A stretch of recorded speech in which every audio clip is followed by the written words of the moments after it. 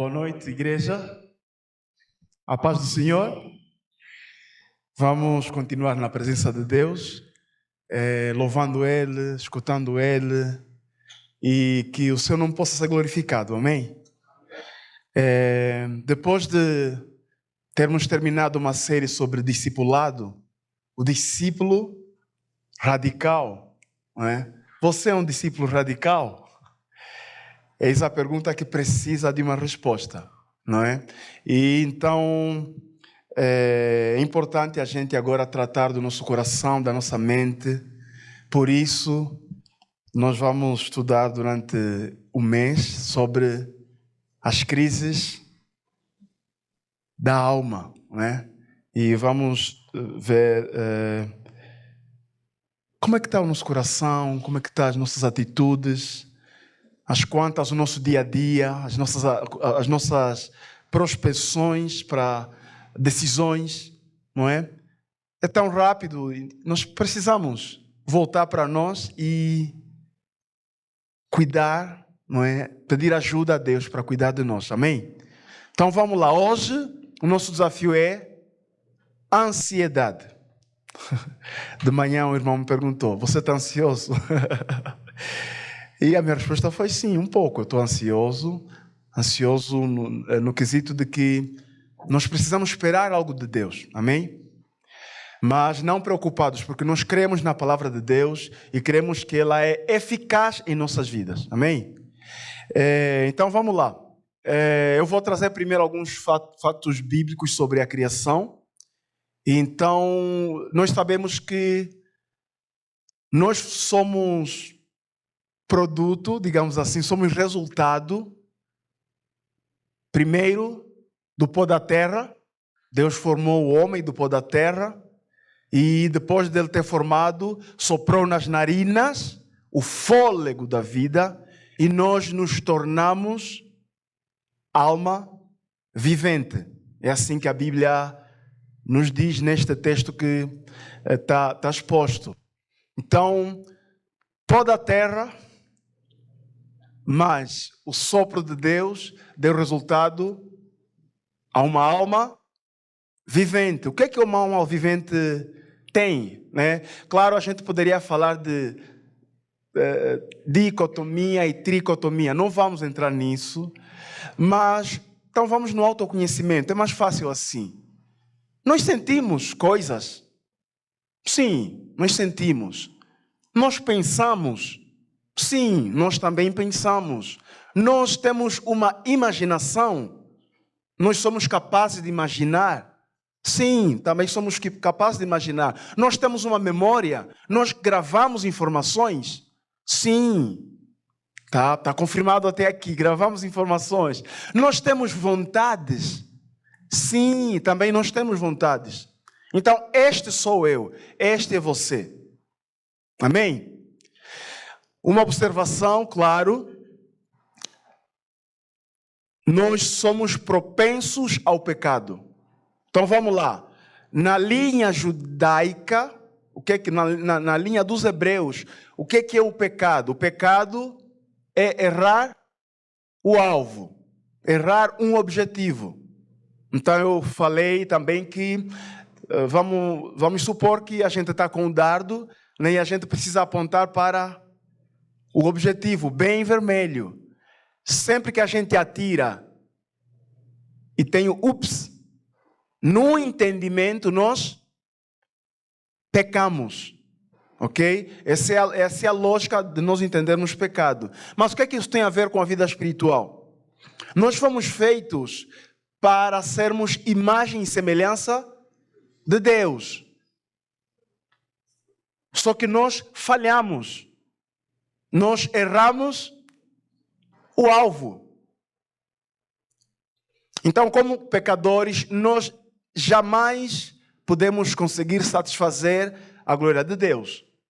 Por isso, precisamos do Senhor Jesus. Amém? Heranças pecaminosas. Ok, caímos. Diante da criação que Deus deu, que Deus efetuou, e diante do que nós somos, nós sentimos, nós pensamos, Será que tudo continua igual depois do pecado?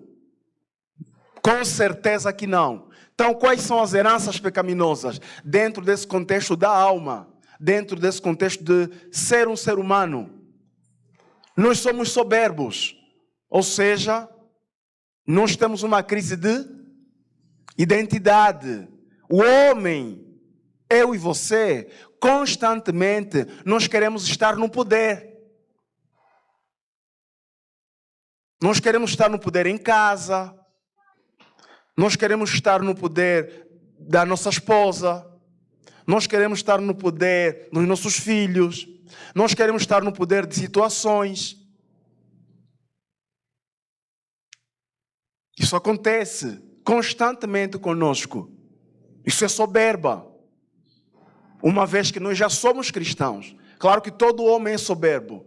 Mas em frente, face a face, ao Deus Todo-Poderoso, quem é você, ó homem? Você precisa se humilhar diante de Deus. Nós somos soberbos. Nós queremos controlar as nossas vidas. Nós queremos falar A mais B igual a AB. E ponto final. Não quero mais saber de nada. E tem que dar certo, porque eu fiz as contas. Nós somos esses, né? Nós somos este. Inclinação pecaminosa da carne, ou seja, desordem dos desejos. Há pouquinho falamos que nós sentimos. Nós temos essa capacidade de sentir. Só que debaixo do pecado, os nossos sentimentos estão completamente desordenados. Tudo que nós sentimos vai contra a vontade de Deus. Não há um amorzinho de pessoa. O ser humano é mau. Nós precisamos ter em conta isso. Inclinação pecaminosa dos olhos. Nós temos desordem nas nossas motivações. Lembra que nós fomos feitos para acertar o alvo? Isso. Com o pecado, nós não temos nenhum desejo de acertar o alvo. Nós atiramos o dardo onde nós quisermos. Então nós temos problemas com motivações. E claro, a candeia do corpo, o que é? Os olhos. Podemos falar também os ouvidos, porque também a gente ouve. Mas a candeia do homem, a candeia do corpo, são os olhos. Diz Jesus em Mateus. Então, tudo o que você vê te motiva para alguma coisa. Conclusão 1. Vamos lá. A conta nunca fecha.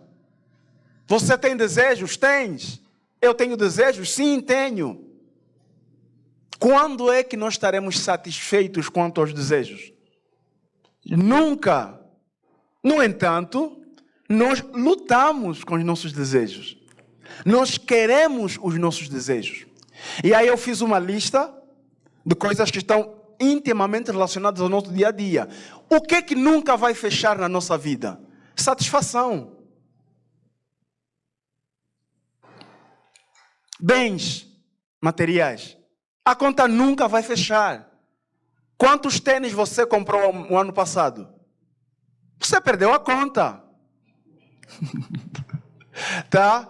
Entretenimento. De manhã eu falei que a questão do entretenimento, temos aqui o Sesc Campo Limpo. Dá para se entreter no Sesc Campo Limpo? Lógico que dá. Mas você se satisfaz com o Sesc Campo Limpo? Não, lógico que não. Aí vai para Pinheiros. Sesc de Pinheiros. Ok, uns certos finais de semana bem passados. Daqui a pouco, Sesc de Pinheiros serve? Não, você roda São Paulo. Daqui a pouco, já não quero Sesc. Agora quero tobogã. E vamos embora. Primeiro tobogã. Segundo, e você prova todos os tobogãs do Brasil. Você se satisfaz? Você está totalmente entretido. No entanto, você não se satisfaz. A questão do descanso, por exemplo. Mesmo descansando, você nunca está satisfeito. Casamento. A gente se apaixona. A gente entende de Deus. Porque o casamento é bom, amém? Quem criou o casamento? Então tudo que Deus criou é ponto final. O que você comentar já está a inventar. Eu e você, né? O casamento é bom em ponto final. Só que a tendência é ficar satisfeito no nosso casamento ou insatisfeito? Insatisfeito. A comida não chega, a intimidade não chega, os filhos não chegam, se calhar, os passeios não chegam, e aí vai, a lista é enorme. Filhos, o teu filho satisfaz a tua expectativa? Jamais. No entanto, você espera que o teu filho satisfaça a tua expectativa. Casa, cultura, gente, a conta nunca vai fechar. Remuneração. Você passou nos R$200? Você passou nos 500? Você passou dos 1.000? Você passou dos 2.000? Você está nos 5.000? Você passou dos 7.000? Você está satisfeito? Não está. Você quer um pouquinho mais? Se for 7.150, a conta vai fechar. Não fecha. Daqui a pouco você quer mais 75 e vai embora. Então a conta não fecha. Ou seja, debaixo do pecado, nós não temos como fechar as contas. O que significa que nós temos um grande problema. E esse problema precisa ser resolvido. Vamos agora tratar da ansiedade como tal. Eu escolhi, ao pesquisar, as fontes que eu cavei um pouquinho, tá? Para conceituar, para dar exemplos e tal, tá? Vamos lá. Nesta primeira página, eu fiz um contraste entre o medo e a ansiedade. O medo, ele é pontual. De manhã eu dei um exemplo, mas vou trocar. O medo, por exemplo, você está empregado hoje, né? Certo? Certo. Tem um contrato assinado, certo? Certo. Você tem medo de perder o emprego amanhã, por exemplo. Se o teu chefe ligar e falar assim, eu preciso começar a conversar contigo na minha sala. É algo pontual. Você sente certo receio. Você frente a um ladrão, você tem um problema. Você vai reagir por causa do medo. Então, o medo é algo pontual. A ansiedade não. A ansiedade são coisas da nossa cabeça que ainda não aconteceram. São probabilidades. Só que o nosso corpo já entra em uma condição de defesa. Só que essa defesa não é uma defesa momentânea. Ela é um estado. Você não fica ansioso por um segundo. Você não fica ansioso por 5 minutos. Você fica ansioso a manhã toda por causa de uma atividade à tarde, que você nem sabe se você irá ou não. Entende a diferença do medo e ansiedade? No outro ponto eu contrastei com a depressão. Para você ficar num estado depressivo, algo no passado ocorreu. Em consequência disso, você pode entrar num estado de depressão. A ansiedade é a reação a uma perda. Você ainda não perdeu, mas você já começa a sofrer. Com ela nós permanecemos preocupados, mas não sabemos por quê. O problema está na tua e na minha cabeça, mas o problema realmente não existe. Isso é ansiedade. A ansiedade nos faz ativar todos os mecanismos de defesa ou ataque que nos colocando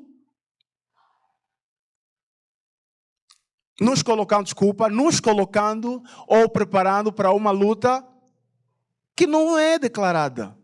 É um suposto inimigo que supostamente te ameaçou com uma suposta arma. Mas você já quer sair atacando. Por isso a gente se perde. E nos perdemos total. Vamos para alguns aspectos fisiológicos da ansiedade. Quando nós estamos ansiosos, o que acontece com o nosso corpo? Vamos lá. Cérebro. Ele começa a enviar mensageiros químicos, mudando nosso astral. A garganta fica sem saliva e prende a respiração. Você começa a entrar num estado de sofrimento, de angústia, com algo que não existe. Os músculos, eles ficam tensos. Cãibra daqui. Você não consegue controlar o teu pé. Você mastiga a língua. Você roe as unhas. Contração. Aqui a menina do olho treme. São os músculos. Você está tenso. Você está ansioso. O fígado. Mais açúcar sanguíneo. Isso significa o quê? Mais energia. A cabeça se prepara para um ferimento, desvia o sangue e libera as sensações. Calor, frio e arrepio. A boca fica seca. Há uma secura bem grande. Há um desvio. Por que fica seca? Está aí. Há um desvio de fluidos no nosso organismo. O baço, uma dose extra de glóbulos vermelhos e brancos. O fluxo do sangue vai a 400%. Por isso é muito comum nos nossos dias termos problemas de coração. Por quê? Porque geralmente você não está bem. Eu não estou bem. Estamos preocupados. Estamos ansiosos. O nosso corpo responde. Aí eu trouxe uma realidade, alguma sequência da realidade do homem. Vamos lá então.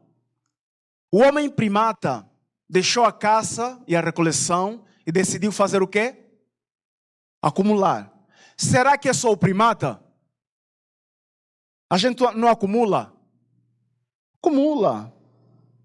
O conceito de despensa, por exemplo, ele é atual. A gente tem despensa em casa. Geladeira, a gente acumula. Quanta coisa a gente acumula e não come? Acontece. Está na geladeira, mas a gente esquece. Por quê? Porque acumulou e não precisa. No entanto, ficou ansioso para comprar, por exemplo. Então, houve evolução no homem. Houve. Evoluir não é problema. A questão é que nós vamos a 1000 com essa evolução. E o nosso corpo não aguenta. O nosso corpo a nossa mente, o nosso espírito, as nossas sensações, os nossos desejos, as nossas atitudes, elas são chamadas para continuar no propósito pelo qual foram criados. O homem medieval deixou o nomadismo, passou a inventar e se estabeleceu em cidades. De manhã eu falei que nós estamos numa metrópole. Muitos de nós somos estrangeiros no centro de São Paulo. Para procurar melhores condições de vida. Assim como o primata. Pergunta: até que ponto resolvemos a nossa vida? Até que ponto nós estamos bem, plenos? A ansiedade não é algo atual apenas. Ela é ancestral. Há uma frase que diz que a história do mundo é consequência da ansiedade do ser humano.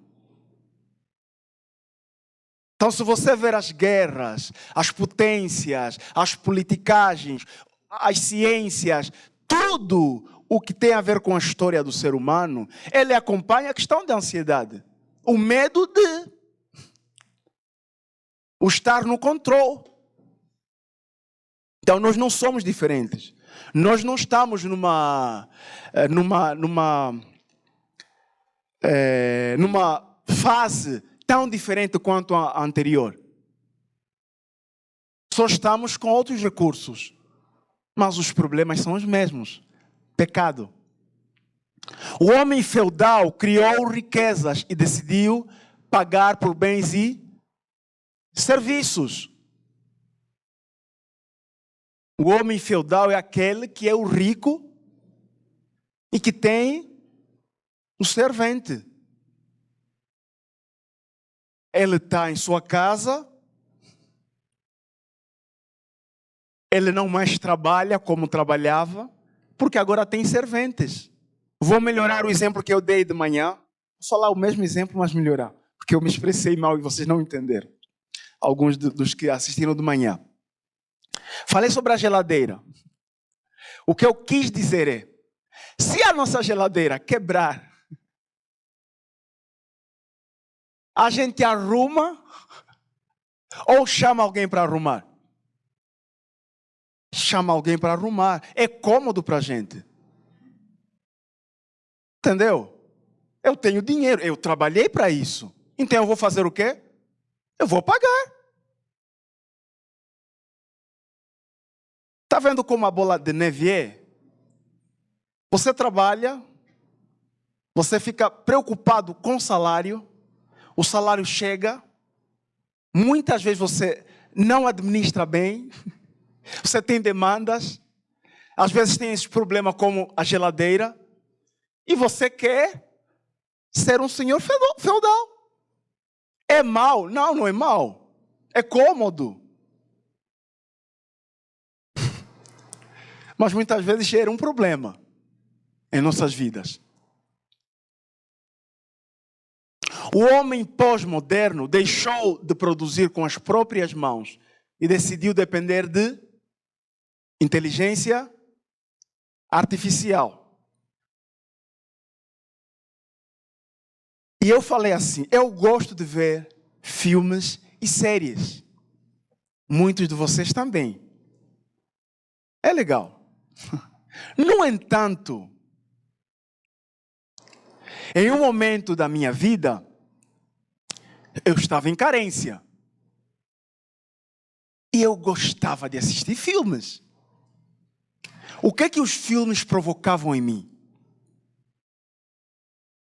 Os filmes provocavam em mim a ansiedade. Em que sentido? O filme tem uma média de 1h30. Em 1h30 nós temos um enredo em que o cara está bem, o cara vai para a lama e o cara se dá bem no final. Esse histórico todo sabe bem em quanto tempo? 1h30. Qual é a sensação que eu terei depois de ver o filme? Os meus problemas vão acabar logo aqui. Porque eu vou fazer todas as minhas coisas em quanto tempo? 1h30. Eu vou ficar rico já já. Porque o Stallone ficou.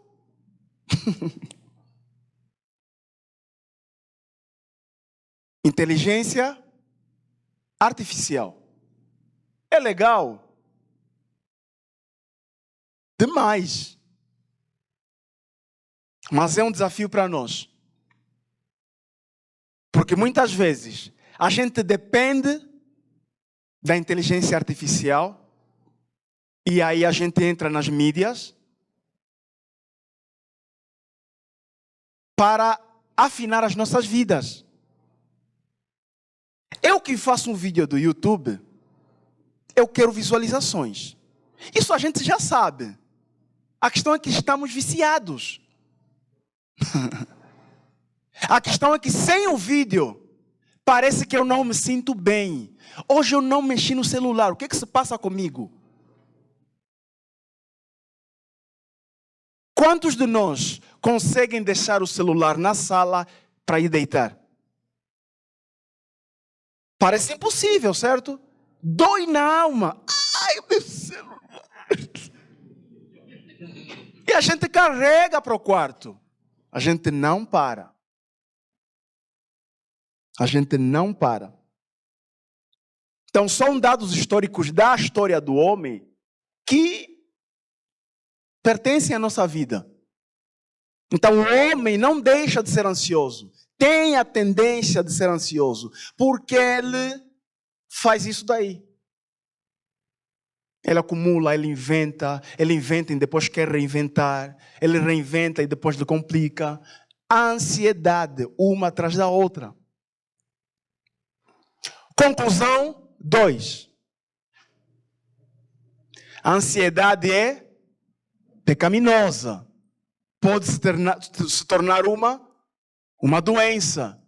Se traduz e nos induz a um estado constante de falta de fé. Você está ansioso? Estou. Beleza, você precisa se concentrar. Que você está prestes a acreditar em coisas que desacreditam a Deus. Porque quando eu coloco um problema que não existe, mas eu me preocupo com esse problema,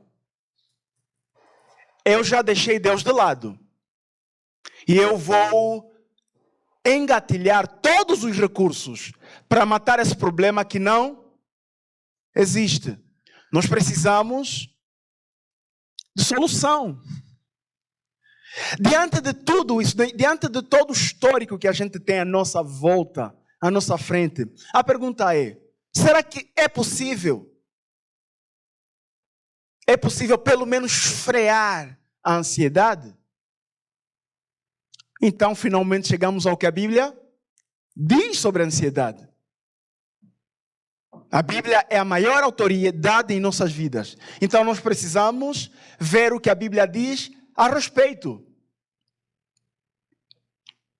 Tiago 4, de 1 a 6 e de 13 a 17. Eu vou pedir a gentileza de vocês para lermos juntos. 1, 2, 3.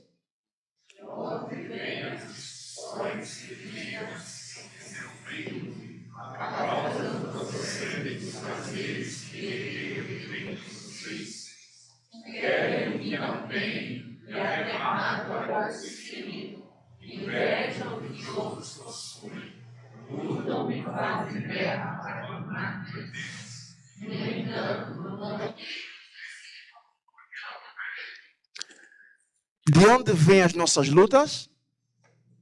Segundo o texto, dos prazeres que guerreiam aonde? Dentro de nós. As nossas lutas não começam externamente. As nossas lutas começam onde? Dentro de nós. Por isso Jesus fala da candeia. Porque se durante o dia a minha candeia estiver a ver propaganda nos vídeos, porque os vídeos são propaganda, porque a gente quando fala em propaganda, a gente só pensa na política, né? Propaganda é merchan, né? É publicidade. A gente passa o dia inteiro a ver publicidade. À noite você quer dormir? Você não vai dormir. Querem o que não têm. A maior parte do tempo nós queremos o que não temos. Tem arroz, feijão, ovo em casa. Mas o que eu quero? A picanha. Aí começa.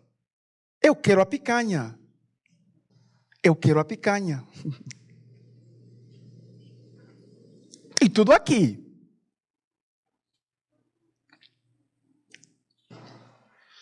E vejam o que os outros possuem.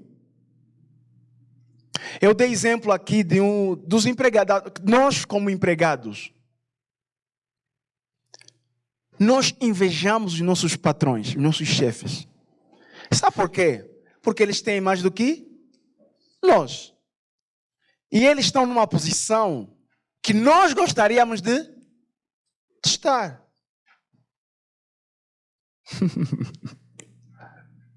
Quando é que isso se torna possível? Quando você deixa de invejar o teu chefe, o meu chefe, abrimos o nosso negócio e lutamos para prosperar. Os resultados dependem do teu trabalho. Amém? Mas o objetivo do trabalho é o sustento. Então a Bíblia está a nos encurralar. Vocês querem o que não têm.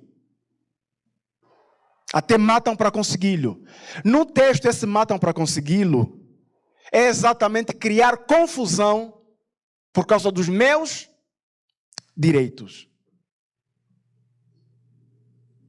O nosso corpo sofre, o próximo sofre, enfim.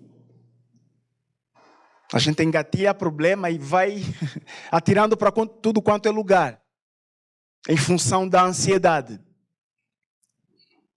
1, 2, 3.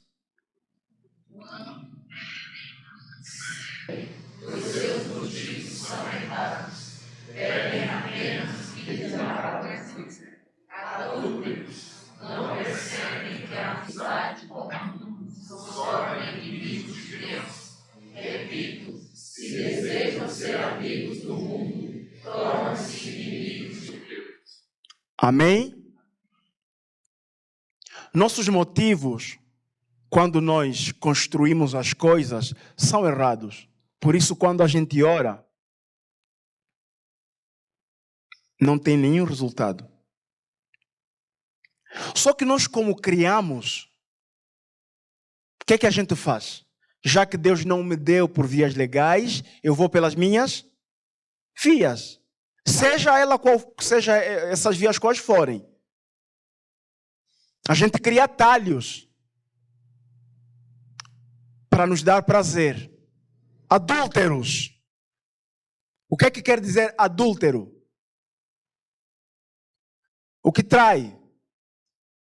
Qual um outro nome para o que trai? Mente infiel. A Bíblia nos chama de adúlteros. Não é nada pessoal, é a palavra de Deus. Porque quando isso é exposto, fica um choque muito grande. Gente, diante de Deus, nós o traímos muitas vezes, de várias formas. No versículo 4, trata do mundo. E aqui eu preciso explicar sobre o contexto do mundo na Bíblia. A Bíblia traz a explicação do mundo em 3 vertentes. Primeiro, o mundo como criação. Do Senhor é a terra e a sua plenitude, e o mundo inteiro. Esse mundo é o quê? A criação, o universo. Um outro texto que me lembro é o João 3,16. Porque Deus amou o mundo. Esse mundo é o quê? Pessoas. Deus amou as pessoas. Deus amou o ser humano de tal maneira. O terceiro sentido sobre o mundo é o que nós temos no texto. Não ameis o mundo. Esse mundo é estilo de vida. É um estilo de vida pecaminoso. E esse estilo de vida pecaminoso nos afasta de Deus. Todos pecaram e destituídos estão da glória de Deus. Então, sempre que a gente toma decisões erradas diante de Deus, nós estamos numa posição de inimigo, de adúltero, de infiel. 1, 2, 3.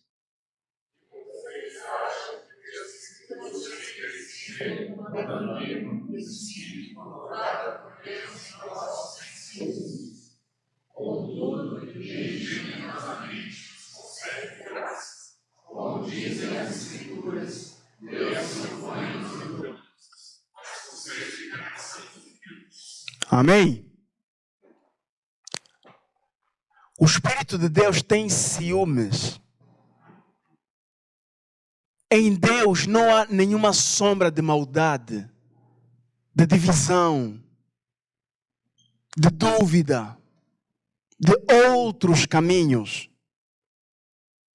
Em Deus, ou você é fiel, ou você é infiel. Não tem, olha, eu estou mais ou menos com Deus. Não tem esse negócio. Como é que está a tua caminhada com Deus? Olha, está mais ou menos. Não existe isso. A tua caminhada com Deus ou está boa ou está má. Acabou. No entanto, o versículo 6 diz que Ele generosamente nos concede graça. Sempre que você é um infiel, sempre que eu sou um infiel, Deus concede graça. No entanto, o final do texto diz que Ele se opõe aos orgulhosos. Ele se opõe quando a gente começa a ser soberbo. Não há um pouco de orgulho, mas estou com Deus. Não existe isso. Deus tem oposição com você e comigo quando nós nos rebelamos diante dele. No entanto, ele concede graça. Tomara que diante do teu orgulho você veja a graça de Deus. Amém? 1, 2, 3. Hoje ficaremos lá um ano, negociaremos ali e veremos tudo. Todos sabem que será a sua vida amanhã. A vida é uma maneira normal de ser. Aparece por um pouco e nós. Prestem atenção. O que é prestar atenção?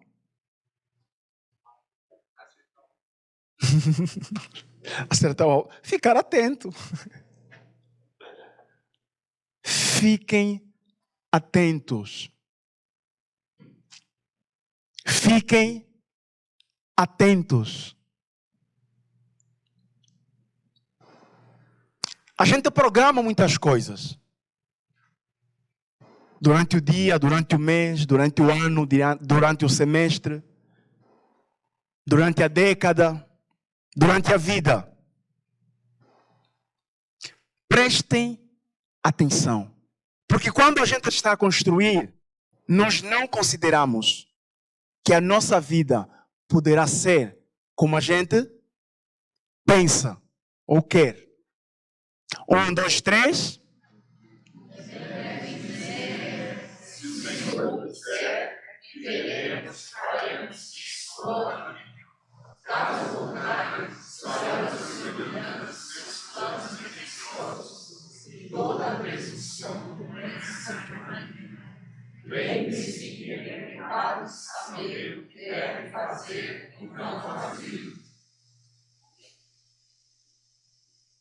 Amém? Deus está falando com você? É pretensioso quando você planeja alguma coisa, quando sobe ao teu coração alguma coisa e você não coloca aos pés de Jesus. É tanta pretensão que esse plano ele se torna, segundo o verso 16,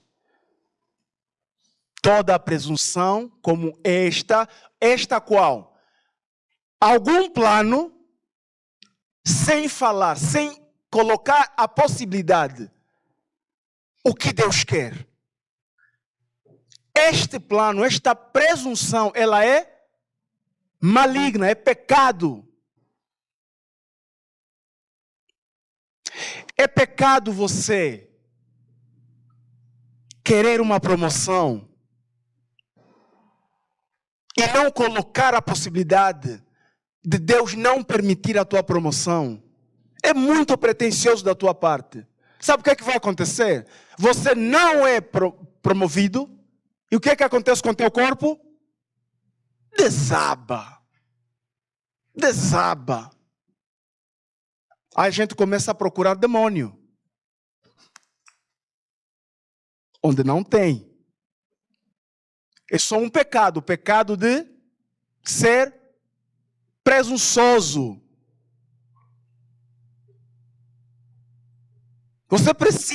Eu preciso planejar a minha vida e falar, se Deus quiser, diante de uma doença.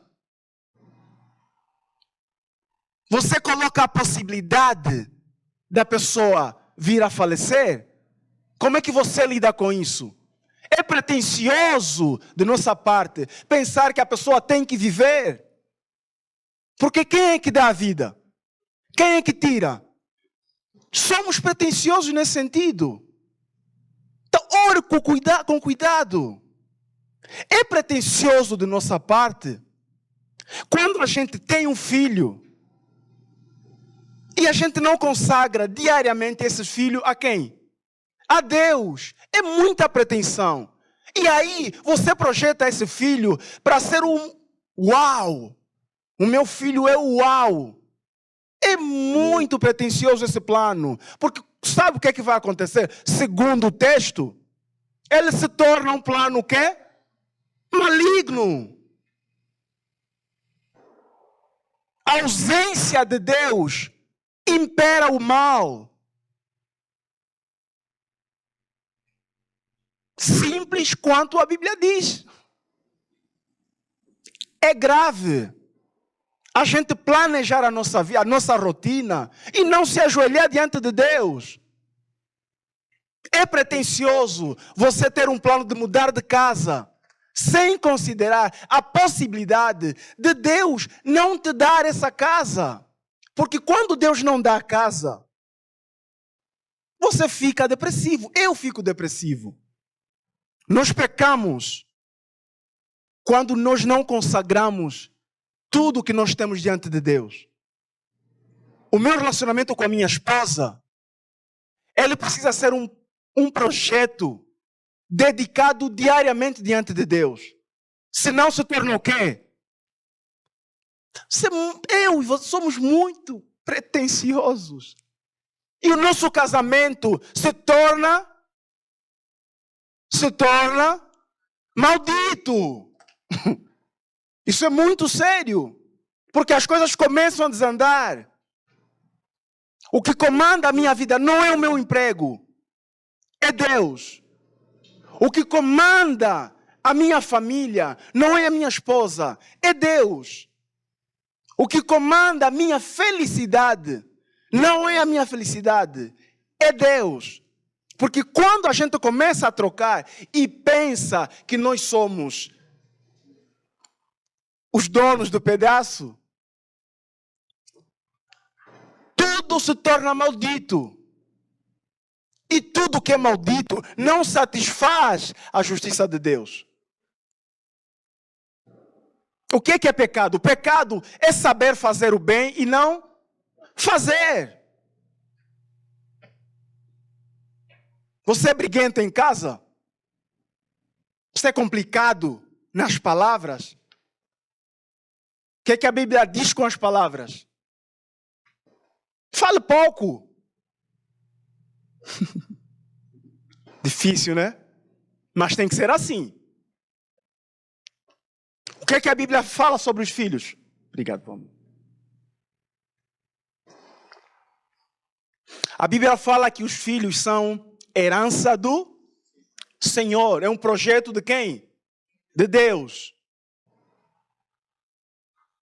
Quando nós, pais, não cuidamos dos filhos, e cuidar dos filhos não é dar para eles o que eles quiserem.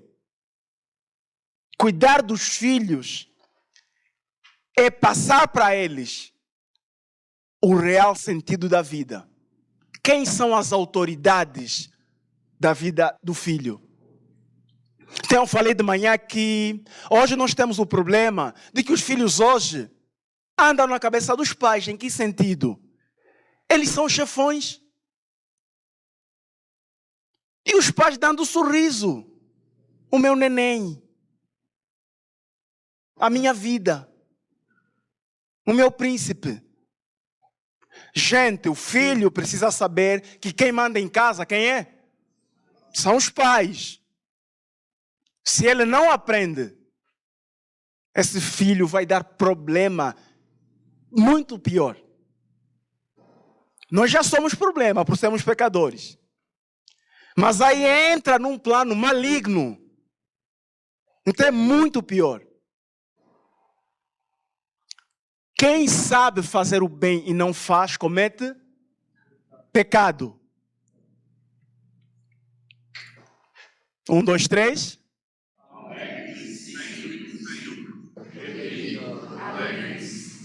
Que todos vejam que vocês são amados e fará. Amém? Os cristãos às vezes parecem ser os mais miseráveis da face da terra. Porque eles têm dificuldades de se alegrar. Para se alegrar, eles precisam se rodar ou se juntar na roda dos escarnecedores.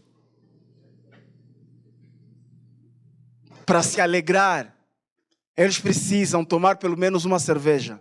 Não vai fazer nada de mal, mas eu preciso tomar, vou ficar bem. Eu não vou me embriagar, mas preciso tomar. Sabe esse preciso? Porque preciso. Isso. A gente não se alegra. Aonde? Segundo o texto? No Senhor.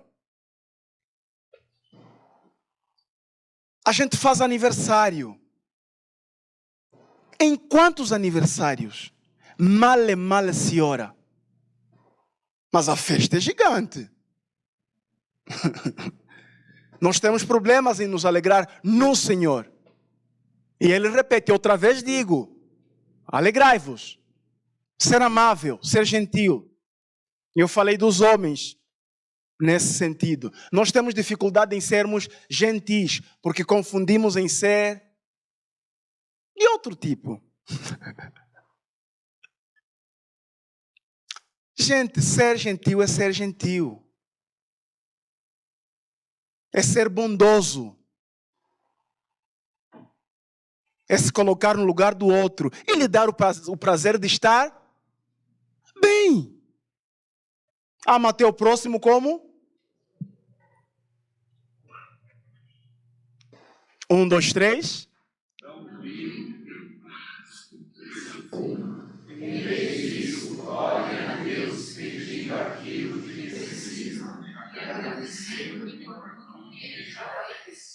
Então você experimentará a paz de Deus, que excede todo entendimento, e guardará os corações e sua mente. Amém? Pedindo aquilo que precisam. E no processo de pedir, o que é que ele fala? Agradece pelo que você já tem. Se a gente se habituar a fazer assim, o verso 7 será eficaz nas nossas vidas. Caso contrário, vamos continuar a ter desafios grandes da ansiedade. 1, 2, 3.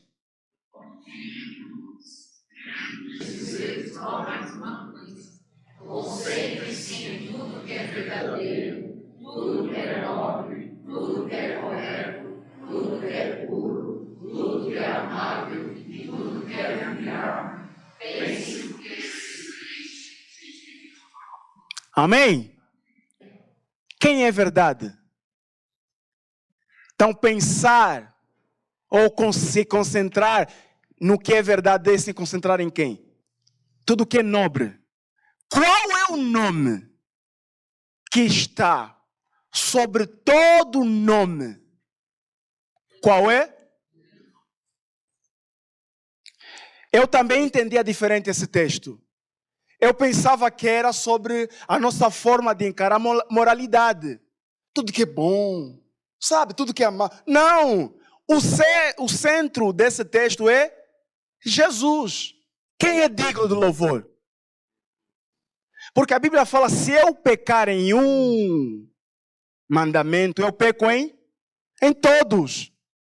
Então não tem como me gloriar. Então esse digno de louvor não é eu fiz uma boa obra, yes! Não é isso. Uau! Olha como eu fiz. Não é isso. Se há algum louvor, pensem nisso. Quem é digno de louvor? Jesus. Conclusão 3. A ansiedade tem solução, mas sem Jesus estamos condenados. Nós precisamos praticar a palavra de Deus. Colocar ela em prática para experimentarmos a cura. Vamos lá. 1, 2, 3. 5.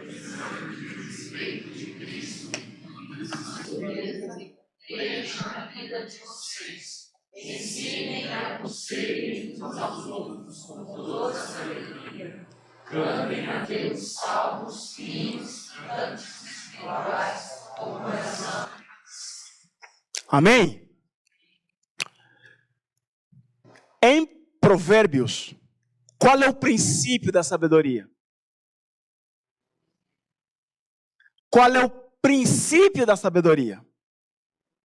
Temer a Deus. Então, em que consiste toda a sabedoria?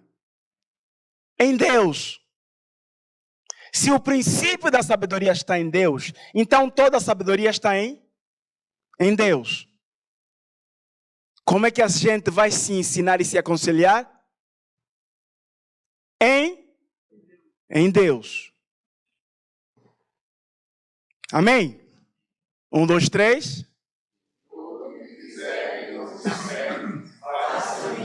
Senhor Jesus, dando graças a Deus, Pai, portanto, de novo toda a igreja vontade, e aceitem humildemente a palavra que foi mandada. O que é que tem poder para nos salvar? O que é que tem poder para nos salvar? Amém? Você precisa implantar os valores do reino no teu coração. Eu preciso implantar os valores do reino no meu coração. Caso contrário, a nossa sociedade vai se tornar costumeira e vai atingir níveis muito altos. A OMS detecta mais de 300 doenças da mente. Uma delas, adivinha quem é? O que é que tem poder para nos salvar? A palavra de Deus. 1, 2, 3.